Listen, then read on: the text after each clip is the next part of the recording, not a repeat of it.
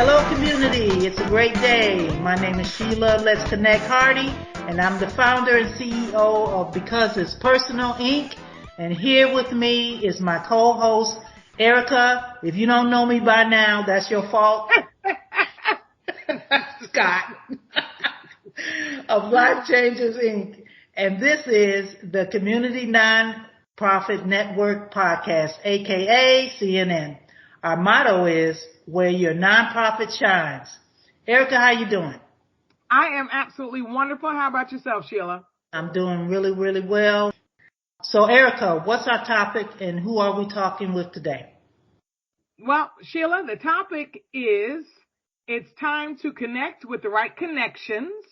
Woo, woo. And we have an awesome guest, especially near and dear to each of our hearts, Irene Barton of Cobb Collaborative. Yes. Welcome, Irene. How are you? I'm well, ladies. Thank you so much for having me. And how are you today? We are wonderful. And, you know, we talk about you almost in every episode. Ooh. I don't know about that. Everybody know that you are the one who brought Sheila and I together. And Sheila and I, our nonprofits are new, and you were just a pro, and zoom, got a call, know a person, here you go, here's your information. Next thing, we're introduced on email, and it's been on fire ever since. Thank you. Truly, it's my pleasure. And I want you to both know that you're special, but I also want you to know that I do that a lot. Making intentional connections is very important because that's how we strengthen the fabric of our community, right? And how we're going to be able to improve outcomes for children and families together. Yes. So, we're going to give you the floor, the mic, and everything else, so the whole spotlight, because we're shining a spotlight on your nonprofit. So tell us, what is the mission and the vision of Cobb Collaborative, and what initiatives do you have going on as we speak? All right. Well, thank you again, ladies, for having me. So our mission is that by engaging, educating, and empowering the community, we will improve outcomes for all children and all families in Cobb. And we are very intentional about that all part. We firmly believe that no child's destination and no family's life trajectory should be dictated by the zip code or the census tract that they live in, and that we need to create opportunities that balance equity, opportunity, access, and more, so that all people can achieve their potential, right? So that they can live a life of self-determination.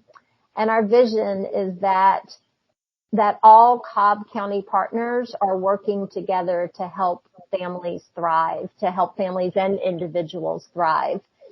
And we know that it's not the nonprofit community by itself that can make lasting changes. It's not government by itself that can make lasting changes. Right. It's not faith communities. It's by themselves. It's not our educational systems by themselves. It's everyone working together. And so that's why we are very intentional about cross-sector partnerships. While I connected the two of you who are both in the nonprofit space with what you do, you are going to be interfacing with local governments, right? With faith communities, with maybe in your case, post-secondary educational opportunities and workforce development as you look to reintegrate residents returning to the community. And so we envision ourselves as the nexus of cross-sector collaboration, where we make it easy for people to come together with their particular expertise, their passion areas, their programs and their activities, and create the opportunities to collaborate and leverage our collective resources together. So what we don't do is direct services. We are not facilitating rental payments handing out food boxes or recruiting mentors or tutors ourselves, but we are bringing together all of those who are basically any organization that is children and family serving, which is just about everybody in the community, right? Together in opportunities to serve. And there are so many complex and critical issues facing our community. We know that. We read the papers, we absorb news, sometimes we're living it in our communities. But we, after looking at data from our communities, we focus on three main initiatives, and those are mental health, which was an issue prior to 2020, and what we have gone through as a community and as a nation and as a globe with this pandemic just has added to it. Third grade reading proficiency, which I know may seem a little bit of a stretch, but we know that children must be settled in their home life, in their out of school life, in order to be ready to learn, to be kindergarten ready and ready to learn when they get to school. And so if there are mental health issues in their family, in their community, if there are other issues like generational poverty or community violence, that impacts a child's ability to learn and to succeed and thrive in school. And so that's how those two are connected. And then our third initiative is civic engagement. And we know that communities that have high levels of civic engagement, which, yes, of course, include voting, and we have a specific voter registration, voter education, and voter mobilization initiative. Civic engagement is also, do you know your neighbors? Are you connected with an organization in your community? Are you a member of a faith community? Do you know who your children's teachers are and how to get in touch with them? You know, those sorts of things. We know that communities with higher levels of civic engagement have better health outcomes for their residents, better employment prospects for their residents, typically lower crime, and an overall higher sense of, I guess I would call it well-being and health and positive outlook, which of course then influences children and young people in your community, right? Which leads to them succeeding in school, which leads right back to mental health. So I know I talked a long time there. I apologize, but it takes a minute to explain what you're doing.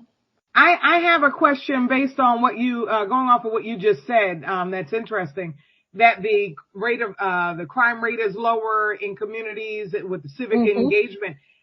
I know, about 10 years ago, I had read, or earlier than that, I read that the average stay of a family in a home is 5 years. I don't know what it is now, but would you say that's a factor as to why crime rates are higher in communities now, especially those where there is no engagement with the schools and they don't know the teachers and that sort of thing. They don't know their neighbors. A lot of people blame it on attached garages to the home being the first step to the bedroom community, kind of like distancing neighbor from neighbor, even though they may be, close enough to pass a carton of milk through the window. But it kind of like mentally separated us. Would you say that has the length of stay in a neighborhood has something to do with that?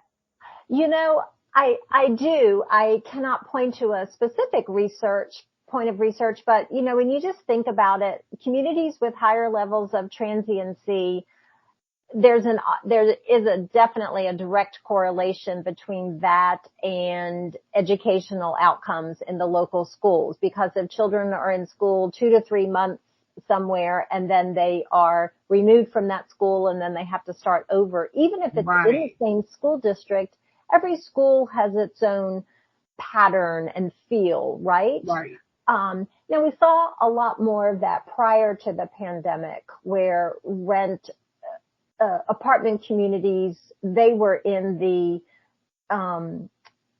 there was more housing available than there were people. And so there would be rent incentives, half month free or things like that, to attract new residents. And that has not been the case, as we have seen really starting last year, that rents are skyrocketing. And so people, they don't want to move. They either can't afford it or there is no space for them to move. And, they're just hoping when their lease expires that their landlord is not going to impose a $300, $500, $800 per month increase, which is, I have heard those numbers tossed about. But Ericka, you specifically mentioned the houses and detached housing.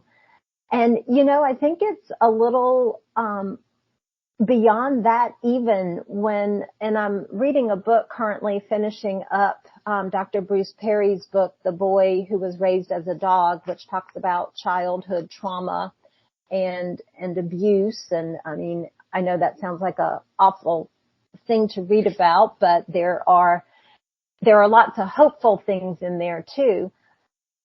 But Dr. Perry talks about the migration of families. Back in our country prior to World War II, generations of families lived relatively close together, if not in the same house, right? Right. And so even if parents were working or caregivers were working, there was an auntie, there was a grandmother, and you had these 3 and 4 generations. You had a network of people to help raise children and lean on each other. If auntie had a date, then there was somebody close by to watch her children, right? And she didn't have to choose between having a nice evening out and her child. But now, can we blame people for wanting to pursue better paying jobs, pursue education, right? Pursue these things? But the outcome of that is that families are very fragmented now across our nation. And so we don't have those bonds either within our family or reflected in our neighborhoods that we used to have. And isn't it so much easier to be mean or even worse to someone when we don't really know them? It dehumanizes them, right? It's like, those people over on that street, I don't know them, so who cares if I toss my cup out and litter? I don't know them, right? And I know that's just a silly small example, but when we don't know each other, that's when ultimately horrible things happen, right? Because we just dehumanize other people when we don't know them. Yeah, that's true. But you know what? Back to Dr. Perry's book, childhood trauma. I'm assuming that's nonfiction, right? Correct. Yes. Well, yes. Why? Because it's true. It's truth. It happened. Yeah. It's reality. Just people like to bury their head up under the sand, but that doesn't mean they come up and everything is peachy keen. It's right. It's what we deal with. I've dealt with it. Sheila's dealt with it. I don't know if you've dealt with it, but a lot of more people than not have dealt with it, childhood trauma in one form or another. Right, and, the word dysfunction, now it's like, find me a family who's not dysfunctional. Then we can talk about something. Right. And wouldn't you agree, Sheila? Yeah. Totally agree with that. If it works, stop trying to fix it or trying to change it, because that's what we have done.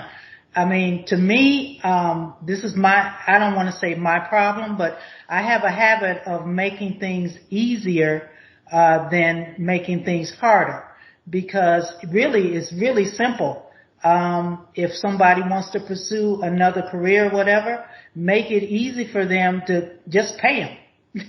Pay them a minimum wage or a living wage that they can come home and take care of their children. Right now, the system is not a family system. It's more of a me system. And Right. that's what I'm seeing. I don't know about anybody else. What do you think, Irene? I definitely think there is a lot of that when you compare our maternal mortality rates to other first world countries, our childhood mortality rates to other first world countries. There is definitely a disconnect between what we say is important and then the actuality. But I'd like to go back to the trauma piece, and that's a big part of our mental health awareness. And I know Sheila has attended a couple of our trainings, our trauma-informed trainings, in particular the Connections Matter training, where we look at the correlation between adverse childhood experiences, that those seminal studies that were done in the 90s, the correlation between those ACEs and longer-term behavioral health outcomes in our community. And it's really about developing a common language in our community around trauma, recognizing the prevalence of trauma and adversity, like both of you have mentioned. 3 out of 5 Georgians have at least one ACE, adverse childhood experience, as defined by the original studies. And then really changing the conversation from what is wrong with you to what has happened to you. So that young student who cannot pay attention in class, who reacts inappropriately when somebody takes the red crayon from the middle of the table, that's not about not being able to share and take turns. Usually there's something deeper going on there. There's some trauma going on there. And so we are very committed to equipping anyone who is child serving, youth serving, young adult serving with that common language around trauma and helping them realize that that person's brain is working in a different way. That person may be kind of living in their downstairs brain, that reptilian or lizard brain, you may have heard that. Yes, and not engaging those higher, levels of processing. And so that's why a 6-year-old falls apart when he doesn't get what he thinks is his turn on the soccer field, or the red crayon is taken away. There's a lot more going on there. For the most part, I'm making generalizations, I realize, but we see it in our community, and the research is bearing it out that trauma is common, and we need to understand that and then react to it and support if we really want to make changes. Now they're talking about collective trauma. Mm-hmm. Is sort of new, and really it isn't. Yeah, when you look at that, there's a tree, and you ladies have probably seen it in some, and maybe we can drop it in the show notes. But there's the original trauma, household dysfunction, abuse, physical and emotional abuse, and those things. And then underneath it, we've got those pervasive community-wide issues, generational poverty, racism, implicit bias, those sorts of things. And then we've got, like, really in the soil, we have issues like a pandemic, genocide, those collective lived experiences that when you put them all together, just like you were saying, Sheila, they're sometimes, they're definitely not new, but sometimes they're given new words, or new ways to describe it, right? And there's kind of an awakening. Clearly, in the aftermath of 2020, there was an awakening and a reckoning in this country around justice issues, George Floyd, Breonna Taylor, Ahmaud Arbery. Right. And that's That's a whole nother can of worms. We're that's a whole other podcast. Yeah, that's a whole nother episode.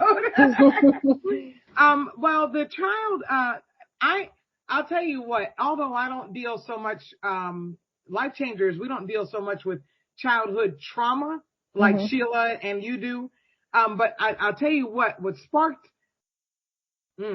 something real deep down inside of me was when I learned years ago that prisons are built based on 4-year-old boys. That sent me into a traumatic state. I was like, what? And then you think about it and it's like, well, yeah, but it's because it's almost like, that game, it looks like a maze and you have the ball and you move the maze around for the ball. That's almost like what the penal system is to me. Especially when you start taking out resources in classes, college classes and so forth.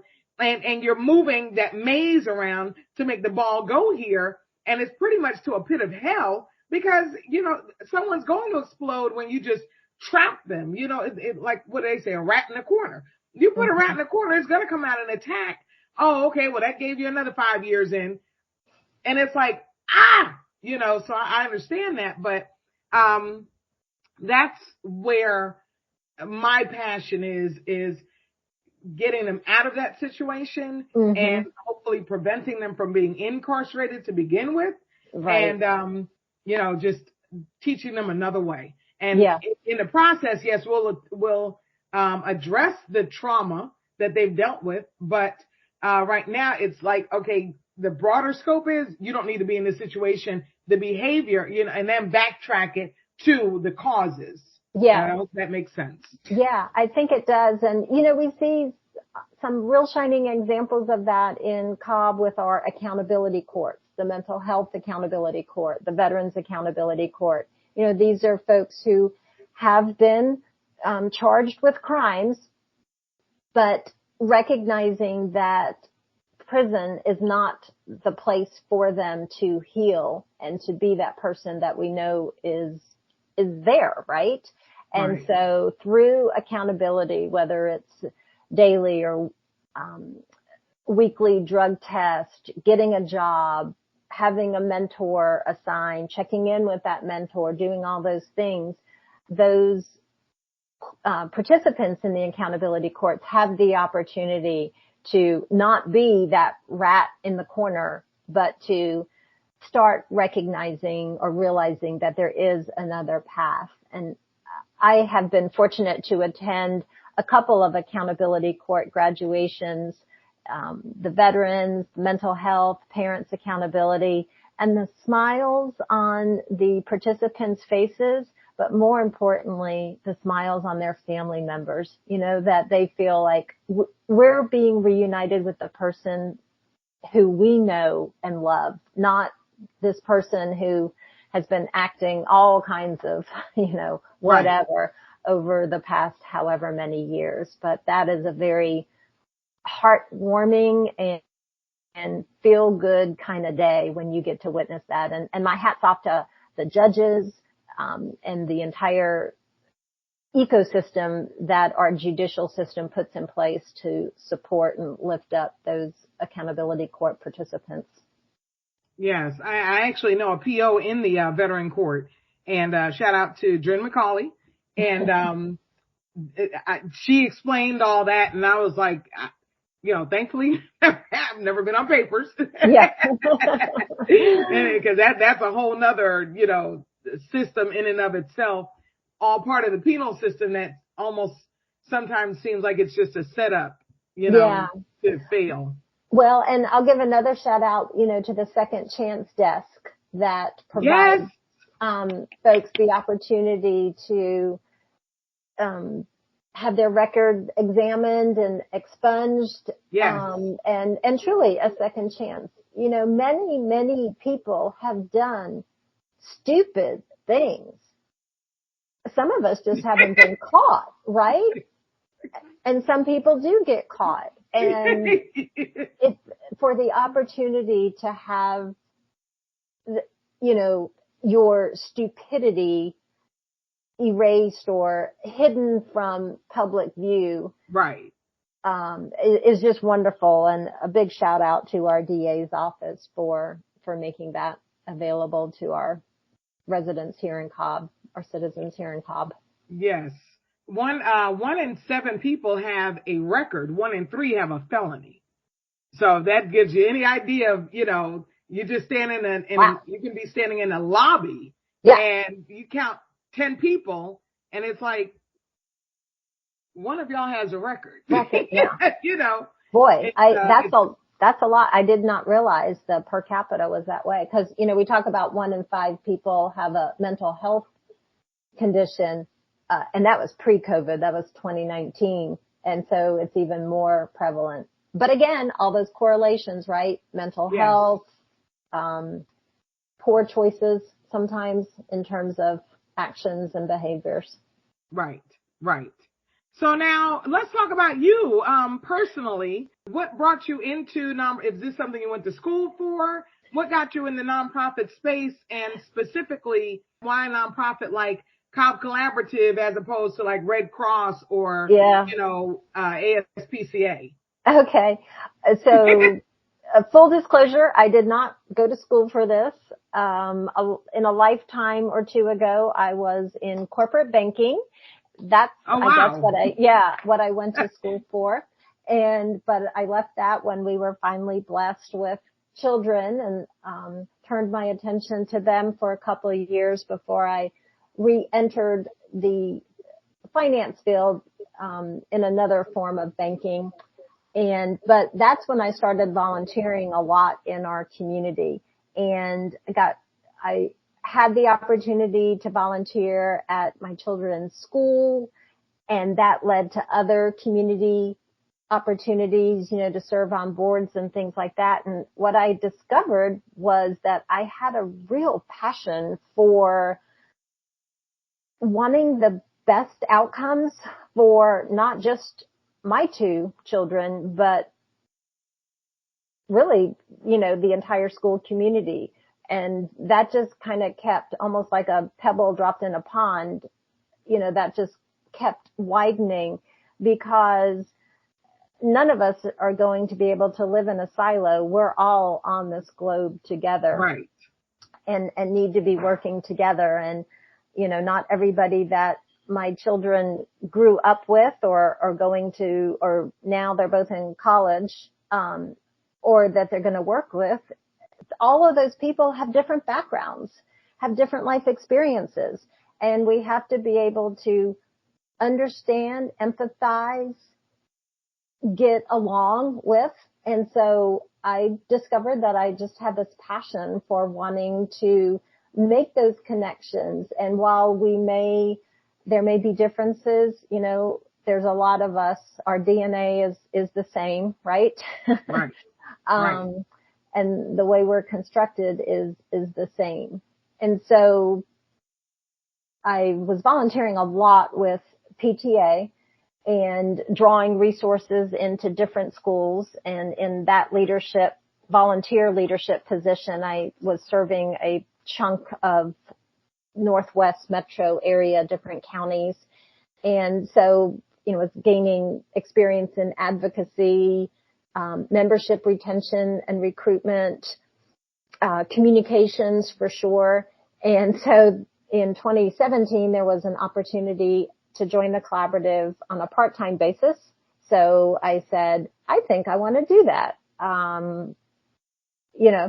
That's what I've been doing on a volunteer basis, and I really love it. So why not do it and get paid a little bit of money? And then that led in 2018 to becoming the executive director, which has just been so incredible for me. While I have come to this rather late in my life, I just love it. And it's, as you ladies know, it's kind of mentally nonstop. I go to bed thinking about it. I wake up thinking about it. Yes. Grants, reporting, community meetings, partnerships, collaboration, audits. Right. I mean, just everything. But I really do love it. And I feel called to do this in the I guess, last chapters of my working life. Well, I have to come up against you a little bit there, because I think we needed. Of course, Caitlin is an exception. Caitlin is an exceptional young lady. Yes. But in all honesty, everyone that I'm meeting, especially the founders, and I have to side note, I thought you were the founder of Cobb Collaborative. No. I had to take that out of the recording, because she said, well, actually, Irene's not the founder. I was like, no. Really? No, we've been around for 25 years, so. I come from for-profit. Yeah. And before I started a trucking company, I worked for Cobb County government. So I never had, other than volunteering with the schools. I sat on TAP Middle School Board Council under Principal Peeler and put together back to school events and, that kind of stuff. But I never, as far as a nonprofit, when I first even started thinking about this, I didn't know that I needed to form a nonprofit. I was just going to do what I'd always done, make some phone calls, gather some resources. Let's, make this happen. But to do it on a business level, you have to form that nonprofit. You have to have the piece of paper. But the majority of the people who I have come into contact with, and maybe Sheila, otherwise, but they're all at least like early 50s and up. Mm-hmm. And I mean, starting in like early 50s and up. Some starting in their 60s, some starting, and I mean founding, not just starting to work, volunteer. So no, I think you're prime. Well, thank you. Thank you for that. It's, I saw this sign on a, what are those signs where they have the magnetic letters, the kind of old fashioned sign, not a LED sign. And it said, it's weird being the same age as old people. And my husband and I really think that. Like, wow, this is strange. Like when we go to concerts, which we love music, and we'll go to concerts and we'll look around and go, wow, there's a lot of old people here. Oh, wait, that's actually us too. Yeah, we blend. Yeah, we blend. Yeah. So, but I do have a terrific team. You mentioned Caitlin, who is just fabulous. And we have other people. It's kind of funny. We have a Kaylee, Caitlin, and Kelly. Sheila mentioned that. She could not keep them straight. I know. And so we jokingly say when we're all out together, your name doesn't have to begin with a K to work at the collaborative, but apparently it helps. So, I mean, in my mind, they're all very distinct, and I just enjoy each of them as individuals, but collectively a great team. And then we've just very recently, like with them in the last week or so, added a part-time person to our teams to be what we call a literacy coordinator. So kind of boots on the ground, increasing awareness of our early learning initiative, specifically our Birth Through 5 initiative. So tell us this. Where do you have these initiatives going? Mm-hmm. What sparks them? What makes you all come together and say, you know what, we need to start this? Yeah. Well, I will say that I inherited being the local point of contact for the Get Georgia Reading campaign, which was a statewide initiative that started in the teens, maybe even before that, to have every Georgia child reading proficiently by the end of third grade by 2020. Ironically enough, well, of course that has been pushed out, right? And even if COVID had not happened, we sadly would not have met that mark. So I inherited that point of distinction, which was just great. And that gives me a peer group. Other communities across Georgia, their Get Georgia Reading campaigns are doing incredible work with all kinds of different programs and activities.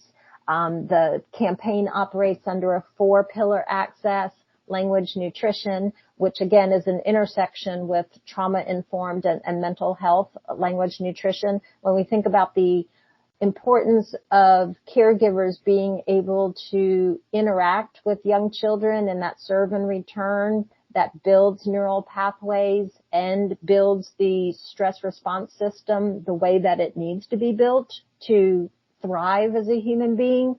Language nutrition is all about that. The second pillar is access, which is, of course, access to books, but also access to medical care, healthcare, access to nutritional food. So different things. A positive learning climate is the third pillar, and then teacher preparation and effectiveness is the fourth pillar. So there's kind of a framework to already begin. And then when you peel back and start looking at the data of our school systems, it's pretty easy to see who is proficient and who is not. And then it's also pretty easy to look at other community issues that could be contributing to those scores. And so it's complex and it's multi-layered. So when you just peel, the one layer of the onion off of the scores, then you start seeing incidences, say absenteeism, misbehavior that then is punishable by not expulsion, when you have to go sit in the, principal's office for the day and you're missing classroom instruction. Suspension. Thank you. Suspension. Right. I think it's called in-school ISS, in-school suspension. Yes. Yeah. At the old, in elementary school, it's usually sitting in front of the principal's office all day. In middle and high, it's ISS. Yeah. So when, you peel that back. Well, why is that child behaving that way? Well, let's get back to the trauma issue, that's going on in the family, in the community. Let's peel back that to other things. So really that is what led us to the mental health piece. We've already shared a couple of stats about the prevalence of mental health conditions in America, and Georgia in our community is no different. We do some great partnership with NAMI Cobb, the National Alliance on Mental Illness. Our local chapter, the Cobb chapter, is a very vibrant, thriving chapter with monthly educational meetings. They host support groups for people who are walking their own mental health journey, as well as family members that have someone experiencing a mental health condition. And so, just learning and partnering with them. We work very closely with school social workers in both school systems. I firmly believe that there is a special place in heaven for school social workers because they handle everything, right? Everything. Yes. And so we work really closely with them, and, every interaction, every partnership, whatever it is, really just kept solidifying that these are the issues that are important and that we could have an impact on. And again, if we talk about reading, again, we're not recruiting reading tutors ourselves at the collaborative, but if there are community people who are looking for opportunities to serve, and if there are organizations that are looking for tutors or looking for mentors, we're often in a position to know that and then to connect. For instance, our children and family strategy team, we had a virtual meeting just last week, I think, maybe 2 weeks ago, and it was a back to school edition. And so we had several organizations that are looking for tutors or looking for mentors. And so there was a great exchange of information among providers of out-of-school opportunities. And, somebody had an opportunity on a Saturday, and another organization was saying, oh, you know what? I could actually be there and support you with that because my program is Monday through Friday. And so, awesome. Just seeing that sort of collaboration and partnership, like that's what we love. And we like to think that we're providing the framework or the foundation for that to happen and encouraging people to to get out there and make that happen. Don't reinvent the wheel, for heaven's sakes. So you're almost like a B2B for nonprofits. Yeah, a little bit, yeah. So. That is wonderful. Well, working for the Hall County school system for 14 years, I've seen almost everything. I'm sure. And one thing about it is that if we can, okay, I don't want to go too far over, so please forgive me if I am. The curriculum, even when we were talking about when somebody is suspended, that doesn't help. And we need to look at what will help when someone is having a behavioral problem, because that is a symptom. That's just showing you there is something wrong. And then once we begin to put together an intervention or something that, actually deals with the problem itself. And one thing about it, we have to have rapport with our children, with our kids that are in school, and just have a rapport. And once you do that, then, when they're able to talk things out, when they're able to, with my organization or whatever, we will be working not solely, but with meditation, mindfulness. I really believe that needs to be in the school system, with the gym part. I think that would really, really help. And when someone is having troubles in the classroom, okay, you need to go to the mindfulness room. Yeah. And So, I wish there were not this political rancor over those words. I don't understand. I mean, always the filter should be, but what's the best for the children? Yeah, what's the best for our students and our faculty and staff and our school community?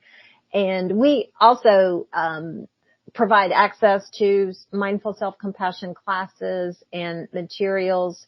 And I have to be honest, I didn't really understand the concept until I guess about a year and a half ago when we were connected to the Atlanta Center for Self-Compassion. And when the founder of that, Diane, said, it's all about being as kind to yourself as you would be to a friend who had messed up or done something. And I was like, oh. And then, when she walks you through the differences of how you would support someone going through a rough time or who had made a mistake, or, even if it's presented all the wrong data at a company meeting or something and they were beating themselves up, how you would react to that, right? You would be so supportive and it's okay. But then if you did that, oh my gosh, you would just beat yourself up for days. Right. And like, why do we treat ourselves like that? Like what happens in that disconnect there? So I totally agree, Sheila. And we also bring the community resilience model, CRIM, that is gaining more attention and support because the term resiliency is a lot more positive. And it teaches people a set of wellness skills that they can draw upon when they are in situations when they are knocked out of their resiliency zone. And it's actually comes from the medical field, from nurses. So it's kind of focused on the central nervous system and how you bring yourself back, or someone who you're caring for, back into their resiliency zone through a set of skills, actual things that you can do. And so we've seen a lot of enthusiasm around that, and people are like, yeah, that makes sense. I get that. And so if we can help educators share those tools with their students and administrators as well, so many things in school start at the top, right? With the principal and his or her leadership team I think we could gain acceptance and hopefully make for much more pleasant school days for everyone. Yeah, because a child is not learning if they are suspended or sitting in the principal's office. Thank you. That's not helping. Yeah. Yes. Been disheartened to see the number of school fights at the beginning of this academic year. And, you could just sort of see the play written, right, over the last couple of years. This is now the fourth school year impacted by COVID. People have really forgotten how to get along with others in the same space. Children have been learning remotely, some ever since March of 2020, and then to come back and that's a lot of stimuli. That's a lot of people in your space. And we've got all these other issues that we've talked about in terms of community factors and, perhaps family factors. You put it all together. I mean, it's just like lighting a match to something, right? Well, it would seem to me that I would think, and I know they're trying to get kids caught back up because, like you said, even reading they didn't meet, the standards that they were looking for. But I would think that they would incorporate a class just to help these kids deal with the pandemic. I heard a really sad report. Actually, I think it's a commercial about, kids are experiencing domestic violence at a rate never seen before, because they're cooped up with parents who were tired of being cooped up. Yeah. Can't pay that rent you're talking about. Yes. Yeah. Right. I was renting a house at the time because I had to get my grandmother out of her assisted living facility, and she couldn't come here because of the stairs. And our rent went from $13.50 in one lease. The next time it renewed to $17.75. Wow. I'm from New York. We have rent control. Yeah. Yeah. I knew I was reading it wrong. Yeah. Like surely. It's got to be, is this like the year of utilities included or what? Yeah. No. And, sadly, and I don't want this to be such a Debbie Downer type of episode, but sadly, Ericka, there are statistics that back up what you see. Right. We had the executive director of LiveSafe Resources on our board for a couple of years, well, more than a couple of years, and she had to step down because literally the workload was such at LiveSafe. Wow. Incidences of PDV up 50% over this time last year. The founder of Sir Familia, Beliza, reports increased incidences of sexual abuse among children. Sir Familia reported a 231% increase in sexual abuse among children in 2021. And when you think about it, the population, the families that they serve were some of the ones that were hit the hardest initially, because we're talking hospitality. And so what did families do? There might be 4 families then living in a 2-bedroom apartment. Right. You've got, just like you ladies said, you've got people in really close quarters, and unfortunately sometimes bad things happen when that occurs. And so, yeah, we've got it all, right? Well, unfortunately, again, just like the book we were talking about that you're reading, it's reality, and we have to face reality, even if we don't, like Life Changers, we don't personally, we don't address it heads on, but we know that the wrath is coming. It's going to present early on. In the 90s, I used to volunteer as a parent liaison with DHR's FAST, Families and Schools Together. And and we went around to talk to parents whose kids were reported for behavior issues. And full disclosure, that's how I got hooked up with the program, because my son was a behavior issue, And but that's when I learned that 1 out of every 5 girls, and again, this was in the 90s, 1 out of every 5 girls entering kindergarten has already been touched. Oh. So that, it's not a Debbie Downer episode. It's facing reality. It's reality. And it's like, hey, if you're listening and this burns your tushy up, then get up here and do something about it. Because there's plenty of nonprofits. Sheila, go ahead and talk about it. There's plenty of people doing the overlapping work, and all you got to do is, lock into one of them, right? Truly. The main thing with my program is the trauma, because I can get you a job, I can get you housing, but the bottom line is your mental health, and that's how you can deal with the house. That's how you can deal with the family. We have to rewire. This is what we do. We rewire what's been wired in your subconscious. And what we do is we do different techniques to rewire the brain, and it works. It's proven. And that's why with me, I'm very passionate when it comes down to fixing things, because it can be fixed. We are part of a creator that created all this for us. We're part of him. And if we're part of him, we have some things, meaning wisdom, meaning knowledge, meaning a lot that is about him. We can fix this.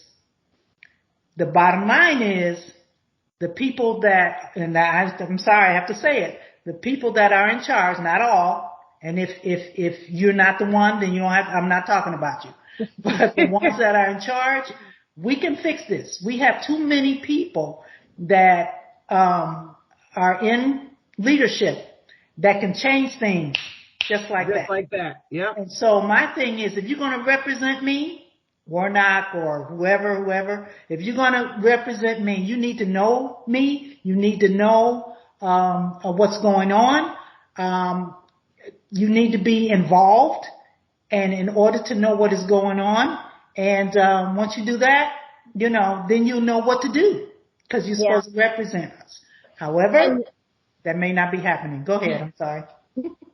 I was just going to say, and that's why civic engagement is so important, right? Like, we elect people, or they're policymakers, and we think, well, surely they know, they're smarter than the average bear because they ran for office and they won, or they're in this appointed position, so they must know. But it's incumbent upon all of us to inform them as to what's going on in our community.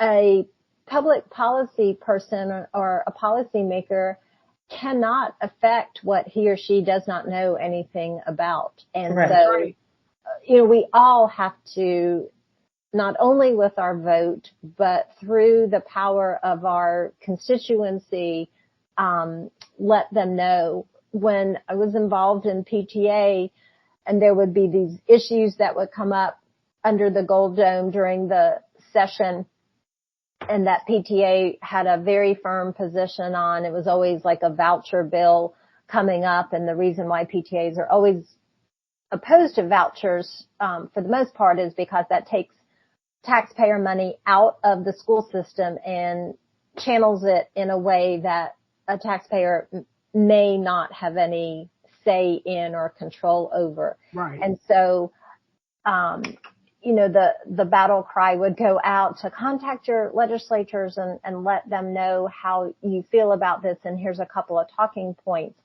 And, I think it's so easy for some people to say, well, it's just one phone call. That's not going to make a difference.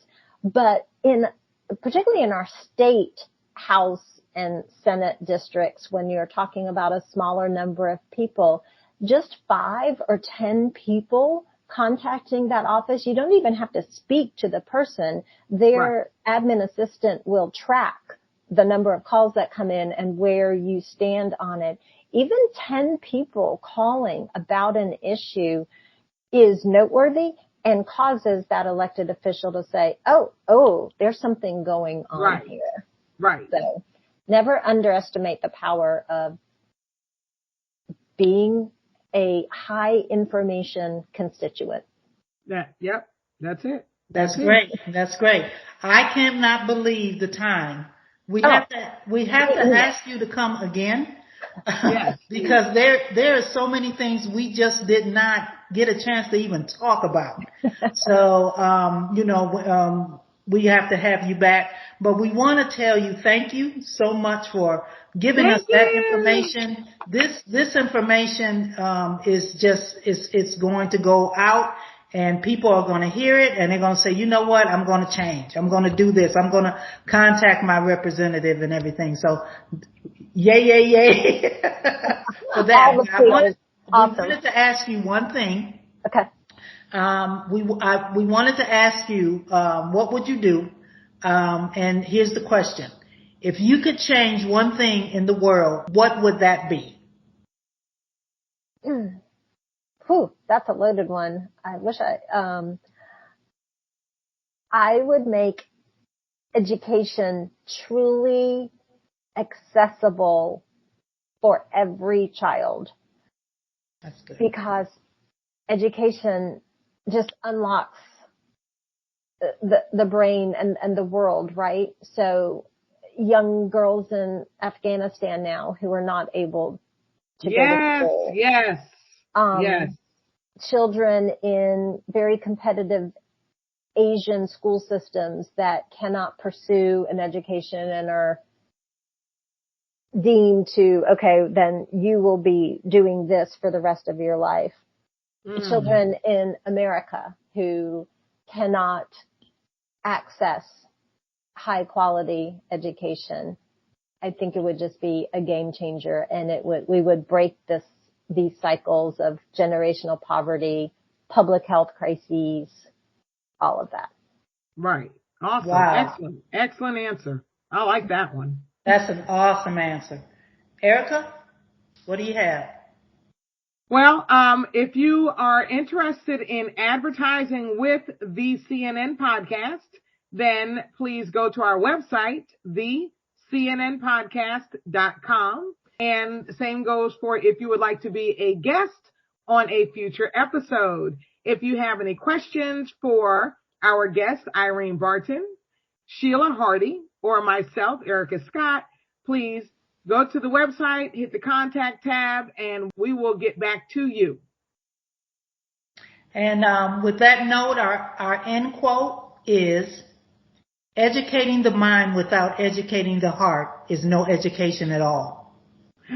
Wow, that goes right in with what Irene just said. Did you Google that while she was talking? No. Awesome. Well, folks, we appreciate you tuning in. Again, Irene, it was a true pleasure. And yeah, you've got to come back. We're not done. This is just part one of many. And so, folks, until next time, as always, be awesome and be blessed.